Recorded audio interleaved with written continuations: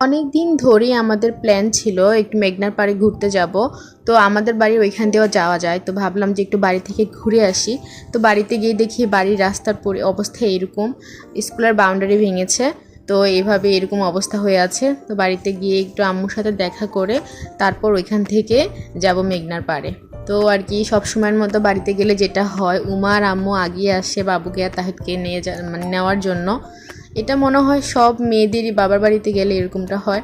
তো বাড়িতে একটু সময় কাটানোর পরে এখন আমরা মেঘনার দিকে যাব, মেঘনার পাড়ে যাব। আসলে কি বলেন তো, নদীর পাড়ে গেলে ফিলিংসই অন্যরকম হয়ে যায়। আপনার যতই মন খারাপ থাকুক কিংবা ভালো থাকুক বা মন খারাপ থাকুক, মেঘনার পাড় নদীর পাড়ে গেলে আর কি মনটা আরও বেশি ভালো হয়ে যায়। আর এটা হচ্ছে আমাদের সেই স্কুল, যেটা আমি যদি ঢং করে বলতাম না যে আমাদের বাড়ির মিনি ছাদ, ওইখান থেকে আপনাদেরকে দেখাতাম। এটা হচ্ছে আমাদের সেই স্কুল। হাই স্কুল জীবন এখানে পার করেছি। তো স্কুলের ভিতরের অংশটা আপনাদেরকে দেখালাম। তো ভাবলাম যে স্কুলের ভিতর দিয়ে রাস্তায় যাওয়া যাক, অতটা না ঘুরে। তো স্কুলের ভিতর দিয়ে আমরা যাচ্ছি। আরেকটা কথা শেয়ার করি আপনাদের সাথে, সেটা হচ্ছে আগে যখন স্কুলের বাউন্ডারি কাজ হতো, যখন এরকম স্কুলের দেয়াল ভেঙে ফেলতো, তখন অনেক ভালো লাগতো যে এখান দিয়ে বাড়িতে যেতে পারবো, আবার এখান দিয়ে স্কুলে যেতে পারবো, রাস্তা ঘোরার দরকার নেই।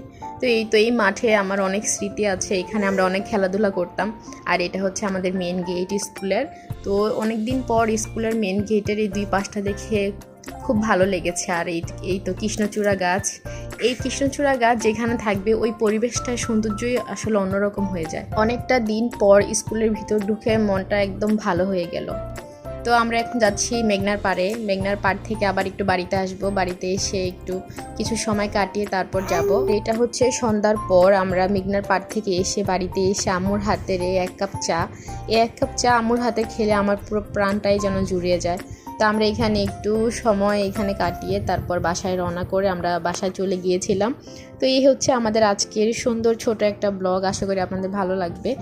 আর এরকম মায়ের বাড়িতে অনেকদিন পর গেলে এরকমটাই হয়, আসলে খুব ভালো লাগে মনের মধ্যে। তো এই ছিল আজকে আমাদের ছোট ব্লগ, আশা করি আপনাদের সবার খুব ভালো লাগবে। এই তো অনেকটা সময় কাটানোর পর এখন আমরা চলে যাব। তো চলে যাওয়ার মুহূর্তটা আমাদের এরকমই হয় সব সময়। আমি বাড়ি থেকে যখন চলে আসবো, আসার টাইমে আম্মু এরকম হাতে আমার জিনিসপত্র নিয়ে আমাকে আগিয়ে দেবে। আর রুমা তো আছেই, পিছন থেকে আসবে আর বারবার বলবে, দিদি ভাই আজকে একটু থাকো, আজকে রাতটা থেকে যাও, কালকে সকালে চলে যেও। এরকমটাই হয় আমার সাথে সব সময়, তাই এটা আমার এখন মুখস্থ হয়ে গেছে। তো সবাই ভালো থাকবেন, আল্লাহ হাফিজ।